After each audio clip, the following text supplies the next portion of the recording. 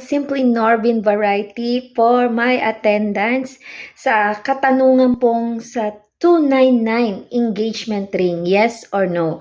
Para po sa akin, it's a yes. Ayan, so may mga suot po ako ditong singseng, ayan, ring. Ayan, din nyo po alam kung magkano po ito, mamahalin ba to or mumurahin lang po to. Depende kung magaling po kayo. 'Di ba? Kumilatis ng mga accessories or ng ring. So para po sa akin is hindi po nakadepende sa halaga ng singsing yung marriage life ninyo.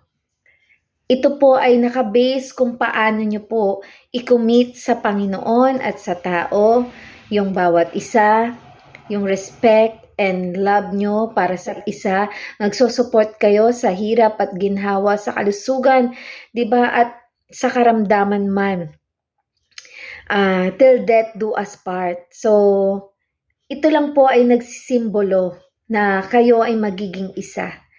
Pero hindi po dito nakabase kung magiging successful po ang inyong marriage life. Kasi nasa inyo po yun eh. Kung center, diba? Kung isi-center nyo ang inyong relationship sa Panginoon. At bigyan po natin ng chance yung mga lalaki na one day din is matreat din po nila yung kanilang mga papakasalan or future wife nila na one day, pag meron na talaga silang savings, is mag-improve, di ba? Mag-improve, madagdagan yung ibibigay po nila na amount. Pero po hindi po talaga nakabase sa amount ng ring yung inyong pagsasama.